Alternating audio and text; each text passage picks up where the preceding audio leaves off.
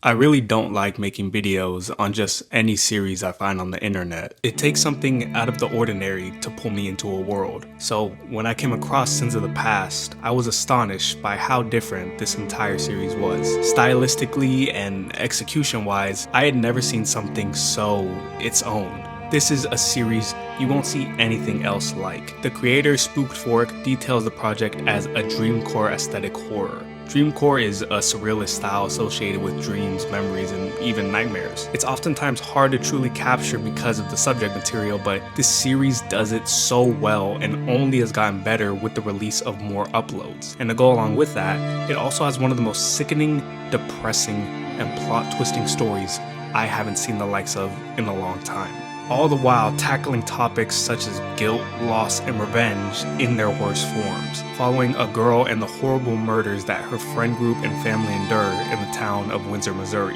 It all unfolds to us through dreamy landscapes and memories, making it a roller coaster to follow sometimes, all the while being shrouded in mystery. I of course recommend watching the entire series, which will be linked below to get the full effect, and of course support Spooked Fork for all their hard work. But besides that, let's get started and explore the world of Sins of the Past.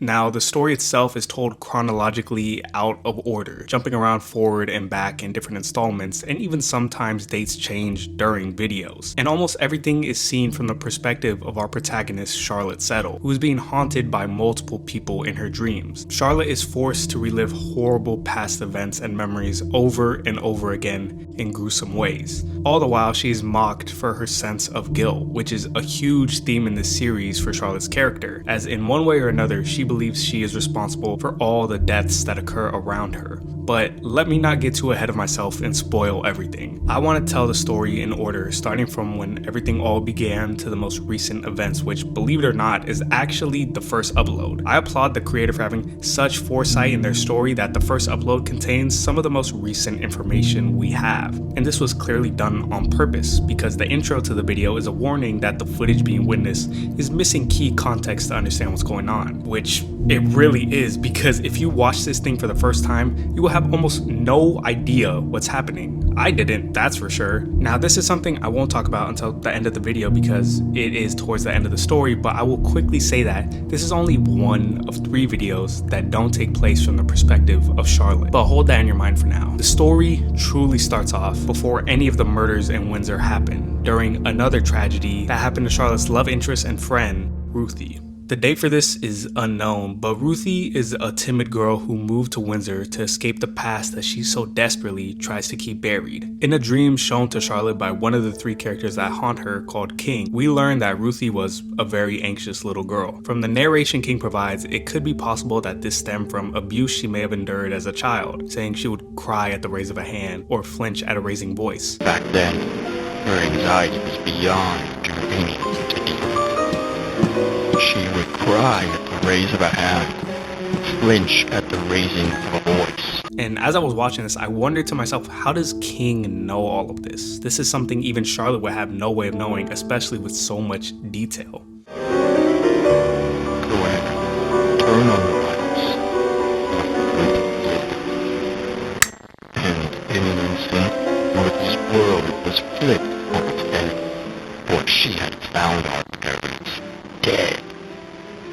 She screamed for the help of her dear brother. She tried to hold her bleeding wounds by her hands, desperately crying for them not to be hurt.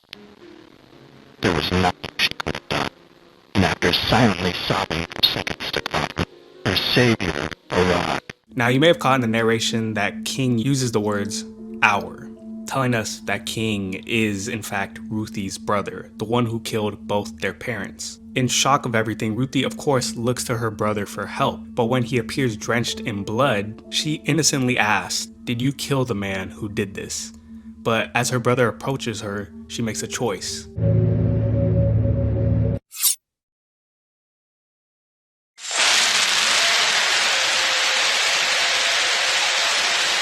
Slicing his throat, killing him. But from information we learned later on from Ruthie herself and a report on her, she didn't only do that.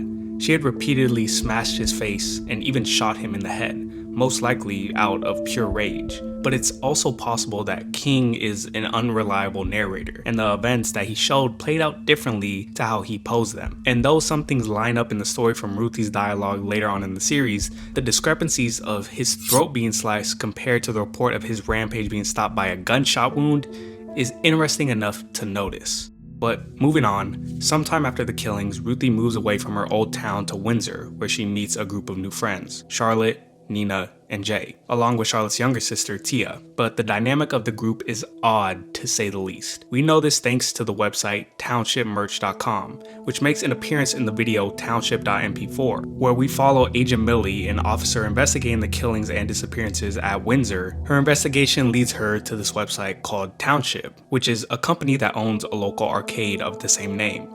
And in it, they for some reason have profiles on some of the kids, specifically Charlotte, Tia, and Ruthie. Being the horror detective I am, when I see a link to a website, we have to check it out for ourselves. By going to the same website named townshipmerch.com, we are actually shown a lot more information outside of the videos, including a patient discharge form for Charlotte from the hospital, letters to the dead from people they knew, and diary entries from Ruthie, which she started to do when her therapist recommended it would help her. And we could read through many different journal entries that give us insight into Ruthie's thoughts during some of the very horrible events to come, but also the dynamic of the group and the personalities of her friends. Only days into her new surroundings, she meets both Charlotte and Nina, but notes they're very mean. This would correlate with the Township description of Charlotte: tall, loud, annoying. Charlotte appeared to be extremely short-tempered with little patience for anyone, including her own friends. She could be comfortably placed within the bully stereotype you often only see in cheesy movies, except it was rare for her to be stopped by some courageous hero main protagonist. She was often seen in the arcade nearest to her or caring for her little sister, Tia. Despite her rude demeanor and way of going about things, Charlotte found little comfort in doing anything that wasn't helping her friends and family achieve what she believed to be their purpose. Perhaps it was because of her own lack of one. And Nina herself is also someone who seems to be a little bit on the controlling side, learning this from Ruthie's journal entries, and this one I found particularly interesting. Today, I saw Nina cry for the first time. I should go step by step though. First, we were talking together during our lunch break. She asked me who my favorite in the friend group was. For some reason, I didn't have a response. I stammered and stammered, but then she just said, Charlotte. I stared at her for a bit. I don't know what kind of facial expression I had, but it must have given it away. For the first time, I saw her smile hesitate, and she said she needed to use the bathroom, so she went. I noticed she didn't come back for a while, so I went to check on her. She was sobbing into her knees. I didn't know what to say, so I just stood there. I didn't even try to comfort her. I think I'm afraid of touching her. She noticed me after a little bit, and I remembered something exactly like this happening before, but our roles were switched. Once she looked at me, I went over to her and did the same thing she did to me. I dragged the corner of her lips up. She seemed to appreciate that. I think she gave me the first real smile I've ever seen her give. I think she's afraid of not having control of things around her, of the people around her. Maybe she likes attention? My parents always used to say that other kids worried about silly things. This has to be one of those silly things, right?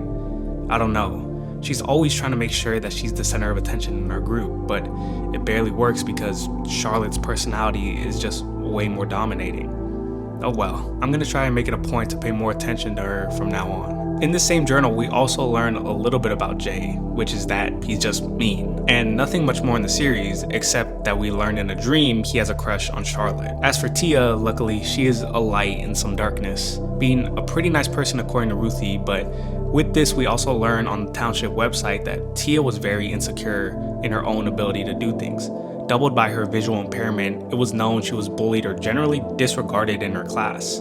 This is something we learned in the first upload as well, which is that Charlotte is very overbearing over her sister, especially when it came to her acting ability. Charlotte and I had an argument. She kept trying to get on me about how I got hurt and how she could help, and everything she usually says. She doesn't even sugarcoat that she thinks I'm weak and that I can't take care of myself. I mean, she's literally beat people up for me. All for a prick like me. Everything you all think I worked for, every little play I've acted for, it wasn't even my work, it was all Charlotte. Yeah, I did the acting, and Yeah, I went up there on stage, but she's the one that set me up with everything. She helped me memorize my lines. She helped me move around on stage when I couldn't. Do you know how horrible I feel when I trip on stage without her? How horrible it is to know that I can't do anything without her help? Sorry. You didn't need to hear all that. Helping Tia in any way she could, but at the same time, due to Charlotte's overbearing nature and the bullying Tia would get because of Charlotte, it began to fuel her resentment of her sister and also fuel her insecurities. As for Ruthie, we already know the bulk of her personality, but I want to note that something that also backs up my theory that Ruthie and her brother were abused by their parents comes during one of Ruthie's journal entries. I'm really excited. I finally found friends. He'd be really surprised to hear that, I bet. As I thought, I still can't write his name, but I'm trying my hardest. I wish I could tell him that I understand why he did it. I wish I could have told him that there were other ways out, but I don't want to be sad for once. She doesn't act like he is some monster who murdered her family, but instead sympathizes with him. And that really caught my attention. I get it, it's her brother, but you would think that for a girl that young, she would be filled with anger, resentment, or sadness, which of course she is, but I would think it would be towards him due to what it cost her.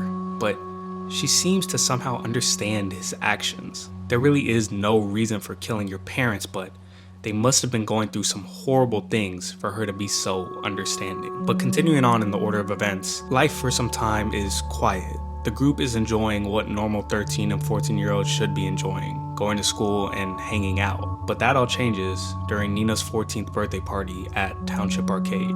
We get a glimpse into the celebration during the first portion of the video, Beginnings, shown to us yet again through Charlotte's dreams, on September 14th, 1975. I'll start. I dare you to pick up Ruthie and bring around the whole arcade. On it. All done. Now then. Anyone else got some cooler dares for me? Yeah, you like Ruthie? In the special way?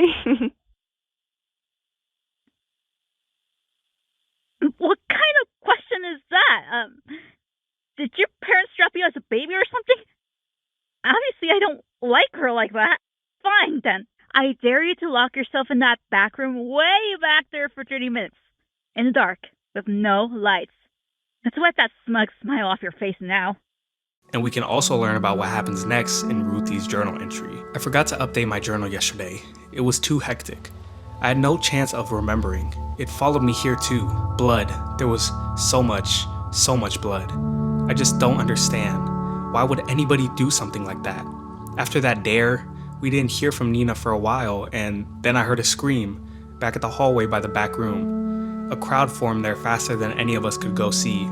Charlotte started running too, but I knew what this meant. I knew what this was going to do to her. I tried grabbing her hand. I tried telling her not to go look. I begged and I pleaded, but Charlotte didn't listen. She pushed me and ran past the crowd. I squeezed in as best as I could, but it was too late. Charlotte saw everything, and I saw it too. That same nauseating sight of blood. The one who screamed was Nina's dad. He was holding her in his arms, sobbing nonstop. It hurt so bad to see. I think I threw up. I don't know. Everything was a blur. I don't remember. I just remember her face. She had the worst expression on her face. She was laying by the wall on the floor upright. That gray lipstick she always wears was washed off by blood, just drooling down her cheek. And her father too. I can't do this anymore. Why does it keep happening? Nina, during her 14th birthday party with the entire community in attendance, was killed by a madman in the back room of the Township Arcade. And this moment right here sets off the chain of events that eventually leads to multiple murders taking place in the coming months, as well as forming the guilt that Charlotte begins to feel, as she was the one who dared Nina to go into that back room as retaliation for making a jab at her liking Ruthie. Of course, they were just kids having fun, but this right here is Event Zero. In the Township website, we are also able to view letters to the dead, which are interviews that police do on some of the members of the community asking about Nina. We get interviews from Bill Settle, Charlotte's dad, talking about how Nina was a good kid and her father, Lewis, is taking it the worst. as well as Charlotte's mom Harmony, who feels bad for Pandy, Nina's mom. Tia too even gives some words on her, saying how she was a little weird, like the weirdest girl ever, but also very smart at chess. But the most interesting comes from a teacher. Reading, Nina was one of the most interesting kids I've ever had in my class. I can't say she was the nicest kid I've ever had. Sometimes, if I got on her bad side, she'd pick out an insecurity I didn't even know I had until that moment and just tear into it. You'd be amazed by how many insults she could get out of that mouth of hers, and that smile, ugh. But on the other end, I don't think I've had a smarter student. She had a real sense for justice, probably her strongest trait. It's a real shame what happened. I could have seen her really getting somewhere in the world. I know this should be a time of mourning for Nina, but it's just so odd how her character is depicted. She seems like a girl who could have been very smart and successful, but her character is called into question, like if she is putting on a facade almost, hiding the real Nina, burying it deep inside of her, behind something like a mask. For a month, nothing comes about. No news of police getting a killer, and Charlotte still is feeling guilty about everything. So much so, she goes to see Nina's mom about the events that happened, which of course is shown to us through another dream of Charlotte's. Comes to the house looking to apologize for the death of Nina, as she feels responsible for her dying still, especially around Nina's father, Louis, who seems to not even want to speak to her. But Pandy, Nina's mom, offers some kind words to Charlotte in hopes to ease her guilt. You shouldn't blame yourself for playing a game children play. You couldn't have known some madman would be waiting back in that room. You need to forgive yourself too, Charlotte. You need to let yourself move on. By continuing to blame yourself, you're only doing a disservice to the dead. Your mother would have wanted you to move on. I just know it. It's not that easy. I can't just move on overnight. I can't forget everything that happened, and I sure as hell can't stop blaming myself. I know how hard grief is, how hard loss is, but death gives us a new perspective on people previously alive. A few days ago, I was doing the usual grieving on everybody here in the kitchen, and when I looked down at my tea, I saw the most miserable fake smile in the reflection. Tears began welling up, but then I remembered I had this same exact face around your mother at one point. And it was over the stupidest thing, too. Over the death of a character in some TV show. Your mother had made some comment calling me a crybaby, but when I turned to look at her, she had tears streaming down her face as well. I don't know what it was, but remembering that made my fake smile turn into a real one. It made everything just a little brighter, and it made thinking about her not so painful. One day, being by yourself, you'll look at the grass outside or the beautiful snow on the floor and realize everything is going to be okay.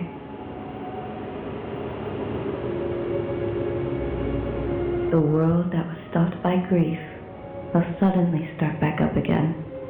And looking back at those memories won't be so awful anymore. The memories you associated with their loss will begin to be associated with happy times you had when they were still here.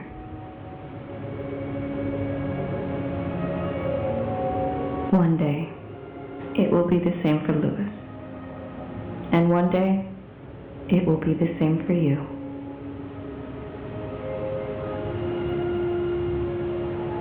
We all love you, Charlotte. Even Louis. If Nina was still here, I know she'd smack you and then pull you in for the biggest hug. She loves you just as much. This is honestly one of my favorite parts in the series because it's heart-wrenching and heartwarming at the same time, as we listen to a woman who just lost her only daughter, and when faced with the decision to be angry at the world, be angry at the girl who, if she had just chosen someone else, maybe Nina would be here. No, she gives guiding advice and kindness to a girl who is just as devastated. What the But tragedy does not move on after just one death, because a month later, the unthinkable strikes the Settle family.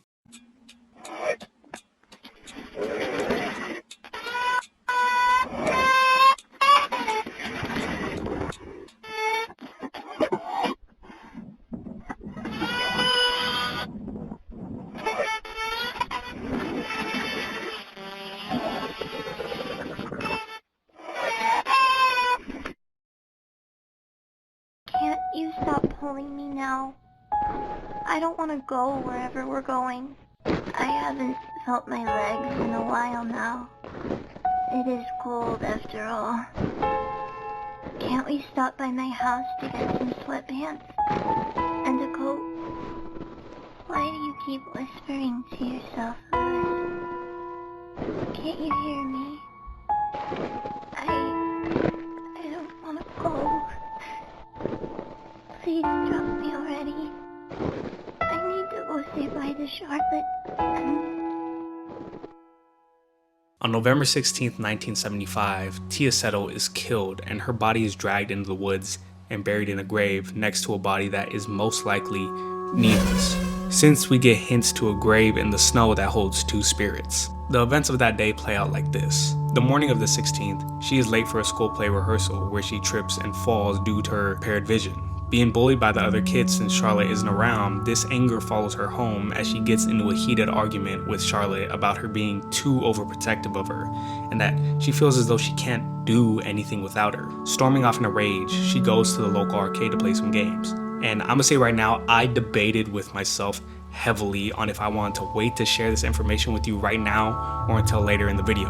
But I will tell you because we are at least able to figure out who this killer is early on in the series. Tia at the arcade runs into Louis Eden, Nina's dad, who's listening to her problems and asks her if she wants to talk about it more in the back room, the same place, and Tia notes this as well, where Nina died. And we see in the video clarity Tia brutally beaten and murdered by Louis as the second half of a promise he made to someone. We also get a clue of this earlier in the same video clarity in those closed captions that says, "In the same room my father killed you, Tia." Louis Eden, Nina Eden's father, murdered Tia in cold blood. But why did Louis do it? Why would he kill Tia? What promise did he make to who? Well, we'll get to that in a second. First, you need to know the aftermath.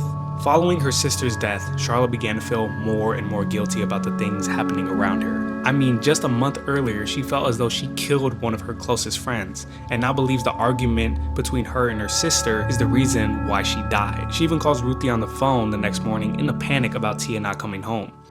Charlotte? Why'd you call? It's so early. Yeah, so, did Tia stop by your place last night? We got into a bit of an argument, and she just stormed off. I'm really worried here, Ruthie. But no one takes the grief stronger than Charlotte's mother, Harmony. On February 6, 1976, Harmony visits the township arcade. Why is unknown, but during her time there, she comes across a game. But there's something strange about this one, and we can see as she enters her name, it changes to Louis. And from here, Harmony plays through the day that her daughter died, and is shown the brutal death of Tia. This pushes her over the edge, and while at home, she being found by Charlotte. The text on screen is some kind of report on the events. I'm not too sure what it says with the cutoffs, but I can somewhat read it out. She looked at her dead cold feet for hours before finally calling for help. When the police arrived, it was chalked down to nothing but depression from losing her youngest child. Charlotte wanted to keep the teddy bear, unable to do anything else. Charlotte was the one who let her die. She was the one who let Tia die, and Nina. Reading it back, it clearly wasn't a police report, but written from someone who had the information of both Tia and Nina's death. Could it be Louis? We also see the closed captions read out, "Mom, what did you see at that arcade?" referring back to the game she played while at Township. The most interesting thing to come out of all this death is actually the comments made about Bill Settle, Charlotte's father. In Ruthie's diary, Ruthie, when regarding Bill Settle, states, Charlotte's dad, he isn't helping at all. I never liked him. I would never say that to his face, but he's always so angry. He has such a short fuse. And in the letter to the dead, Bill Settle is interviewed and of course is understandably angry and sad. But when talking about the passing of his wife and his daughter, he oddly says, "Is this some kind of sick justice by the universe?" When pressed about what he meant by that, he refused questioning. And though time heals all wounds, Charlotte still lives with this guilt. On December 26, 1976, while playing a game at Township Arcade, Charlotte meets the game avatar of King, who seems to be a lot more alive than a normal video game character. I also want to note that Charlotte wasn't alone here. She was actually with Ruthie and Jay at the arcade. But we find out in one of Ruthie's diary entries that Lewis had actually been there and seems to distract the other two while Charlotte plays the game alone. I thought to myself two things. First, does Lewis have some kind of connection with Township? Like, could he possibly be an employee there or manager, owner of some kind? When you think about it, Nina had her birthday there, which of course many kids would have their birthday at an arcade. But from Ruthie's entries on January 15, 1977, she notes how it's lonely to be the only one watching the others play games without Nina. Possibly meaning Nina wasn't that big of a gamer or didn't play them at all. She would just watch with Ruthie. So why would she have her party at the arcade? Well, it could be that she got a good deal since her father is an employee or better yet an owner, which would make sense as to why he has so many good connections around the city. Being an owner to a popular local arcade could be a great opportunity to talk to parents whose kids enjoy playing the games and having their parties there as well. My second thoughts, I wonder, is if Lewis could be in cahoots with King somehow, pulling the others away so Charlotte could run into him or maybe someone else. I say someone else because King doesn't look to be in the best of predicaments when he's found. Who are you? Jesus, creepy little asshole. To call me that sounds like a reflection of your own character. Whoa, holy fuck, can you hear me? Where's the microphone on this thing? Which we can see he's imprisoned in a cell inside of the game. On first meeting, Charlotte asks if he has coded parents, presumably because she thinks he is just a character in a game, which we know is not true. He was a real person at one point, but how did he end up here? And now I'm really interested in what's going on with this arcade. I mean, clearly with the information they have about the kids on their website, the rumors surrounding the company name, and the cryptic way their descriptions are laid out, they somehow have a hand in all of this. Could they possibly be turning souls into games or storing their conscience somehow? But why specifically this group of kids and the rest of the community? With this in mind, I decided to rewatch the Township.mp4 video trying to investigate this company a little bit deeper. And I remember Agent Millie coming across this page about Umbras. Umbras, as far as we can tell, are an explanation for a majority of paranormal sightings reported throughout history. Whether it be demons, spirits, ghosts, as far as we can tell, they explain most of them, even the more far-fetched concepts. An Umbra, as far as we can discern, is simply an entity that is obsessed with the idea of evolution and perfection. Whether consciously or unconsciously, in every case we have seen so far, this obsession with perfection has been physical. Umbras tend to stick to one object or sometimes even concepts after their human death. What's most common from what we have gathered is an object valuable to them close to their place of death, a family relic, a gift to them from somebody dear, things like that. When upgrading, they tend to use objects around whatever they possess to the best of their ability. If they died around wood, the forms or stages they take on may begin to look very wood or tree-like. If they died in the snow, snow-like, so on and so forth. Attempting to construct a perfect form, more humanoid. But could there possibly be other forms of upgrading? A lot to take in, but at the core of it, Umbras are spirits that are able to possess items or even concepts with the intent to evolve over time into a more human-like form. For whatever reason I'm unsure, maybe to somehow get back into the real world. But what I can't understand is Umbras must be spirits obsessed with perfection or evolution. Of course, maybe Nina could fall into this because she, as a person, seemed to try and push a sense of perfection or even aligning with the idea of justice, just like her teacher felt she so closely held in high regards. As for Harmony though, you could say her perfection could be more aligned with trying to be the perfect mother. Even Tia could connect to the idea of Umbras through evolving as a person outside of her sister's guiding hands, but King, what sense of perfection or evolution does he exemplify? From what I've seen and watched, I don't believe he falls in either of these two categories. Or maybe he's looking to finish what he started. But besides that, before I go too crazy, at a basic level, they are things that can possess objects or even concepts. And we see this in certain instances, such as with the teddy bear that Charlotte kept when her mother passed, which actually Harmony's soul possessed that teddy bear. In her nightmares, she is told she unlocks it right after we see her mother die, and if you've seen the videos, you will know that Harmony and Tia are actually some of the entities alongside King that haunts her dreams. Harmony even talking to her in said bear form from time to time, and Tia, though she hasn't directly talked to Charlotte or about Charlotte, she still shows up. But I guess due to still being a young child, she really doesn't seem to care all that much for the situation. At least that's what I feel like compared to the other entities. For King though, it's odd. How did he end up in this arcade game? We know from dialogue throughout the series that Ruthie and King's parents were supposedly well off, but we are never told how exactly they got that money. Maybe somehow they had something to do with Township themselves? But already going way off on a tangent, let's continue back to the story. You perhaps know of Ruthie? Oh yeah, Ruthie. She's like my best friend ever. Why? You know her? Ruthie with a friend. That is wonderful. You've brought me good news, and that should keep me out for the time I'm stuck in here. Ruthie hasn't told you a thing, has she? About what happened to her family? Or anything else? Explaining it would be, well, tiresome. Rather, I will walk you through what happened that day.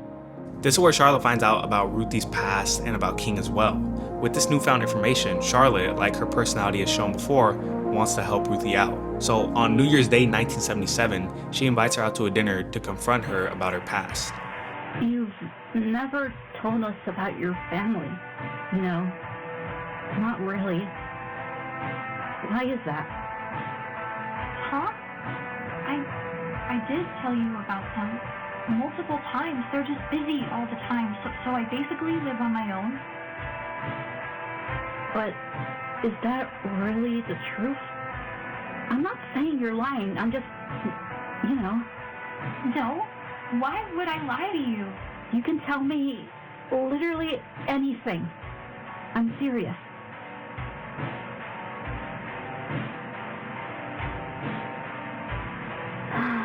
I'm really sorry for showing you this, but I have no idea how to get through to you. Why are you even showing me this? How did you even find this? This happened ages ago. I had to confirm with you. After a recent conversation I had and a promise I made, I started digging a bit on your past. I figured you needed help. Real help from somebody close to you. It's not. That's not my family. They aren't dead. I wouldn't lie to you guys. You don't have to lie anymore, Ruthie. I just want to help. You were such a great help when Tia went missing. But you helped me get through it, and we helped each other get through Nina's death. Just, please, let me help you through this. Just shut up already. I don't need your help. I don't need anyone's help. Do you really think you could help me? Why do you have to keep sticking your nose into things that have nothing to do with you? I only came to this middle of nowhere town in the first place to get away from my life after it all happened. And now you're bringing it up again. And you're going to tell Jay, and you guys are going to ditch me like everybody else did. Like my aunts did, like my uncles did, like my cousins did. I already told you I won't leave you. And neither will Jay or anybody else. You know it wasn't your fault. You were defending yourself. You don't understand. I loved him. He was my brother. I loved him and I killed him. Even after it was done, I kept going. I didn't stop until his face was... I was so scared, Charlotte. I couldn't even tell what was happening anymore. And now, I live that day over and over again in my head. Every single day. I thought I could get away from it all by coming here, but then Nina died, and then Tia right after. We'll get through this together. I promise. Okay? You won't be left alone with these thoughts anymore. Are you serious? Even after everything I told you, you still want to be around me? I promise, Ruthie. We can read Ruthie's thoughts after the dinner in her journal entry, January 1st, 1977. For New Year's, Charlotte invited me to a diner near our house. I never liked that diner, but if she was paying for once, I didn't mind. It was the most uncomfortable conversation I've ever had in my life. She figured out everything about my past somehow. She learned about King and my parents. I almost threw up on the spot. I cried so hard. I thought she was going to leave me forever, but she didn't. She comforted me all day. She even told me that she loved me, and I said it back. I really said it back. I surprised myself. I didn't think I had the guts for that. Maybe I've liked her for a long time now? I don't really know. It never felt right telling her until now. What does that make us? Does it have a label? I don't know. Oh, I wrote his name. I wrote your name again, King. I hope you're looking down at me right now. I hope you're proud of me. It seems that though Charlotte definitely stepped over a lot of boundaries bringing up past trauma, she was able to comfort her in a way Ruthie never experienced before or ever thought she would. Seemingly through all the loss and chaos surrounding their community, they're somehow finding themselves on the path to healing, at least for the moment. Jay wants to hang out today. We're gonna sneak in and try out some new games. I don't really like video games that much, but I like watching them play. It feels a bit lonely being the only one watching without Nina, but I'm okay with it. I'm okay just watching Charlotte. I've got a bad cold though. I hope Charlotte doesn't think I look weird. I'll update this journal again after we hang out. I'm really starting to get better. I feel better. I feel like things are gonna be okay.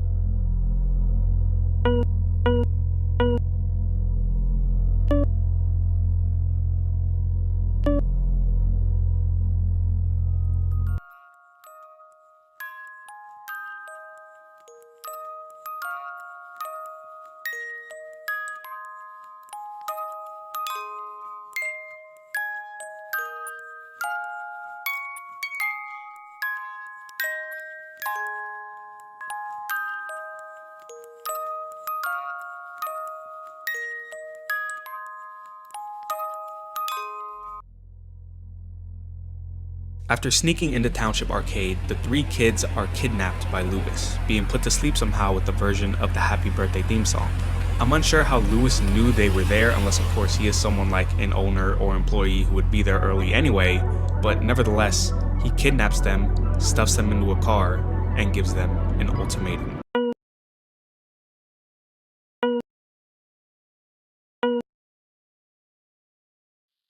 Looking towards me or the girl.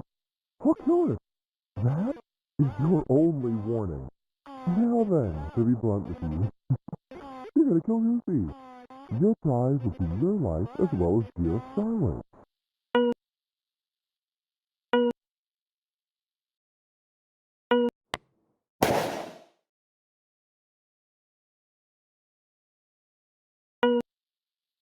Quick grind, Christ! Feels like nobody here likes to have fun anymore. I'm giving you another chance.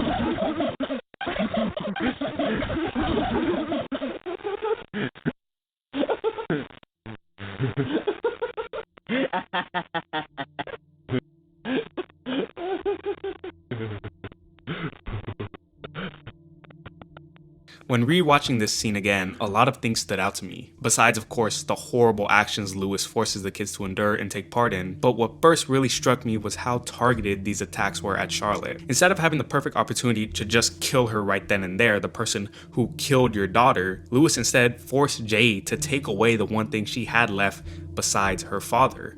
by not only killing Ruthie, but as well ruining the friendship between her and Jay. And the way he laughs after, it's chilling, but also interesting.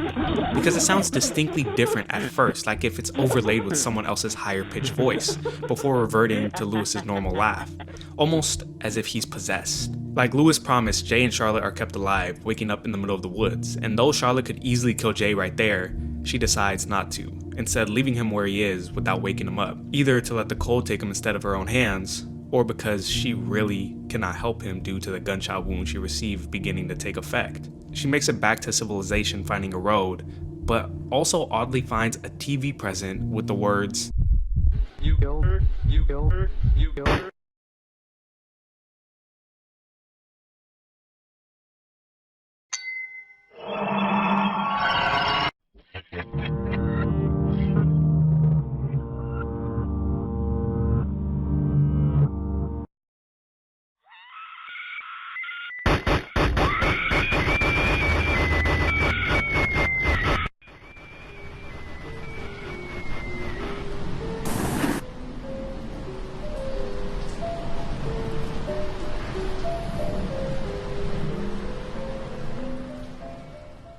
For retaliation of letting Ruthie die, King takes one of her eyes. Being taken to the hospital, her injuries she suffered puts her into a sort of coma, waking up periodically but falling back asleep. And this is where the series truly takes place. Everything we have been shown and seen so far has been dreams/nightmares of memories that all take place while Charlotte is in this state and after she recovers. And these nightmares are really more like mental torture that she endures as part of some kind of revenge plot. And the truth to how Nina really died is revealed to her, and specifically Charlotte, by the mastermind that is Nina Eden. If you've seen the videos, you might already know about Nina's play and everything for a while, but I didn't mention it because she really doesn't come into play until Charlotte's coma, or so I thought. But the more I continued to dig, the pieces began to fall together, and I realized that Nina had really been orchestrating everything from the beginning. First, it's important to understand that Charlotte does awake from the coma about a month later. We know this from the hospital release form showing she was in the coma for a little over a month, but the dreams don't stop. She continues to get them, but she doesn't remember them when she wakes up. She can tell that it's Nina who is leading her in her dreams, but can't remember what they are about. So she begins to write them down in the journal to the best of her abilities to figure out what's going on. Since the beginning of the series, it's clear that Nina has been trying to tell Charlotte the mystery behind her murder, and she even outright tells her who killed her in the video Dreaming. But it's actually hinted at in the very first video, Interference.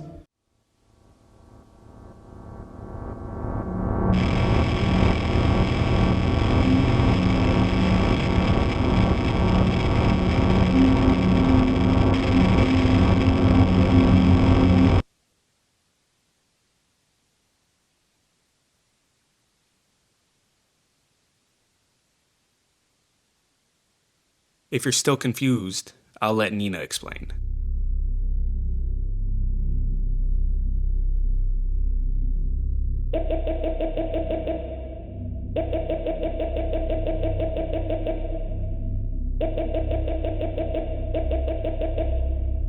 Yes, the person who murdered Nina on her birthday was none other than Bill Settle, Charlotte's father. That's why Nina had been targeting not only Charlotte as revenge for getting her killed, but also Bill as well. We learned in the same video Dreaming that once Charlotte sent Nina into the back room of the arcade, she ran into Bill Settle. But why is he there? An adult chilling in the back of an arcade room to take a smoke break wouldn't be weird unless he was an employee there. She said that she made little jabs at his smoking habits, but that seems like such a small thing to kill a child over. But it begins to make more sense if you think back to that township website that Agent Millie accessed, where on one of the tabs called Smoking, when clicked into it says, "Smoking on the job? We'd fire you if there was anybody else conveniently star-shaped," meaning that if you were caught smoking in township as an employee, you would get fired. Which makes sense for a company that caters to children to have a zero-tolerance smoking policy for their employees. But even then, I still don't think it would be enough. There would have to be something more because yes, his job may be at jeopardy if maybe another employee or manager found him, but this is just a little girl. He shouldn't worry, unless that little girl's father happened to somehow manage or own the same company he works for. Even though it's not stated, I do believe Lewis owns or manages the arcade in some way. He has some higher connection to it than he lets on. it would make sense for his connections and how he also has access to the arcade, being there multiple times when the children are there. Coupling that with Nina herself saying she just poked fun at his habits, it begins to make sense. From what we know about Nina's character, we know she doesn't just poke fun but tears you down through your insecurities, just like the teacher mentioned, making it entirely possible she really belittled Mr. Settle to the point that it sent him over the edge. Nina being the daughter of his boss could cost him his job, and on top of that, she's making fun of him. This can't get out. She can't tell anyone, so he grabs the closest thing at his disposal and shuts her up.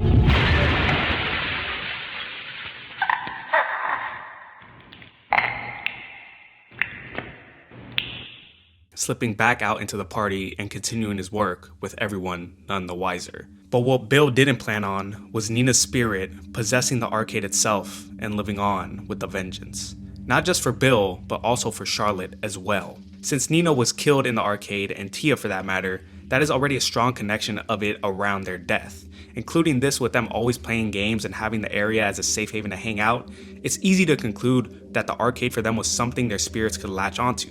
That's why Nina was able to invade Charlotte's mind with King when she played that same arcade game as her mother. I wouldn't be surprised if Nina was behind showing her mother Tia's death as well, and then haunting her after just like she did with Charlotte, making her see these horrible things until it was just too much. But I don't just think it stops there. I don't think Nina just invaded only Charlotte's mind, but also her father's as well. Why this came to me was back when Lewis kidnapped the kids and he is seen laughing at the death of Ruthie. We can hear this almost double laugh occurring, a high-pitched one over a much lower tone, which is Lewis's, as we hear his normal laugh after some time.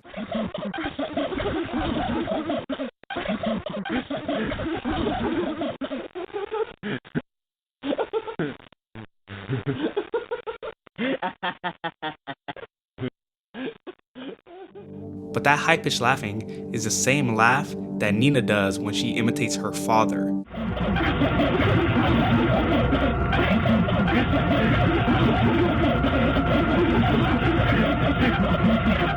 To build on this, in Tia's letters to the dead, when Pandy, Nina's mom, is talking about Tia's death, she mentions that it's odd.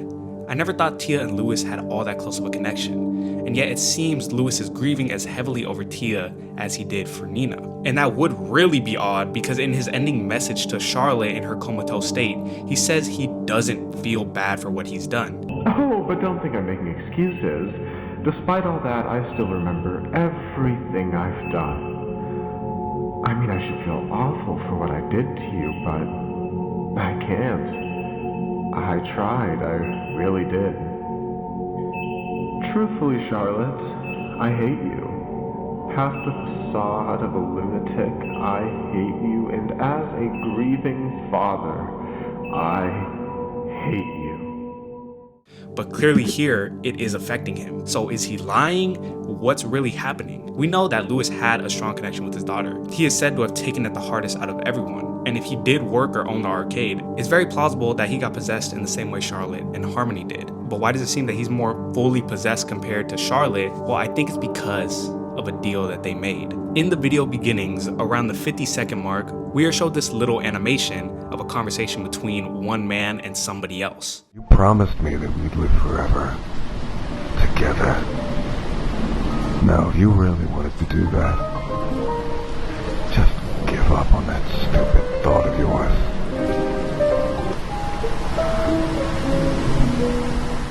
I always wondered who this was and who they were talking to, and now I'm starting to think that it's Lewis talking to Nina. Lewis wants to be together with his daughter forever, and his daughter is giving him an opportunity for that to happen. But first, he must keep a promise to fulfill her revenge. That's why we see that there's a promise that Lewis made when he kills Tia, and possibly part of the deal could be that Nina possesses him for some time, or at least influences his decisions. Because it also wouldn't make sense that Lewis knows Bill killed Nina. There's no possible way for him to know that unless someone told it to him, or we are missing information that is yet to come. But even if he may have known that, there's no way that he knows that Charlotte and Ruthie loved each other. Only Nina would know that. That's why he has Jay kill Ruthie instead of just outright killing Charlotte. And I think there's even further evidence on this. In the latest video, The Masked Man, we hear Lewis having a one-sided conversation with somebody.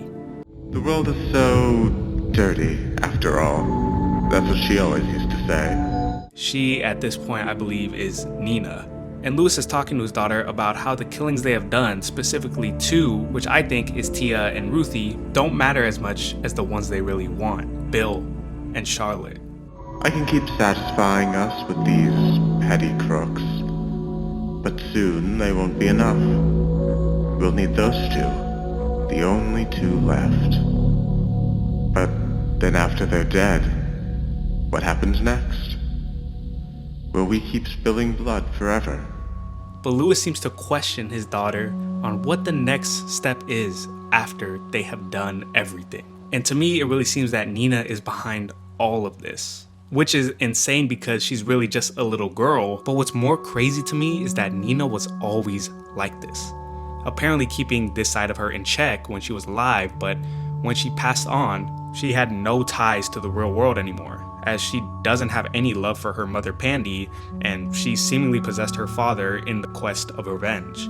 Because when we see all the other spirits, they're pretty much normal versions of themselves. Death didn't really change them. Tia is still a nice kid, Harmony is a loving mother even in death, but Nina, this has just always been her. And though her actions are horrible, it's not going unnoticed.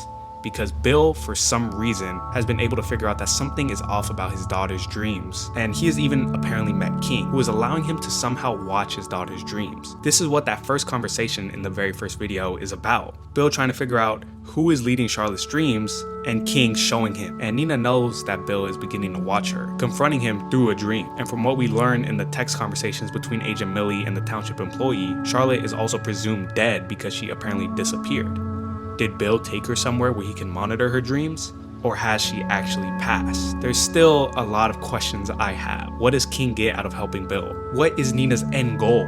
And still, what is Township truly hiding in their involvement with everything? Especially since I just realized in one of the text conversations between Agent Millie and the Township employee, it's revealed that Township would actually make games on local residents. So are they profiting off of the death of all these kids? Or are they just trapping their souls in them? Either way, there's more than meets the eye with them. But these questions I don't have the answer for, and only time will tell what they are with the release of more videos. But so far, that is the entire lore and timeline of Sins of the Past. I hope you enjoyed the video, and if I missed anything, please let me know down below. I would love to make a part 2 on this when more videos come out, and hopefully I do get the chance to do so. Also, go support Spooked Forky for all their hard work that they've put in. It's an amazing series, and I can't wait to see where this goes down the line. But other than that, thanks for watching, and I'll see y'all in the next one.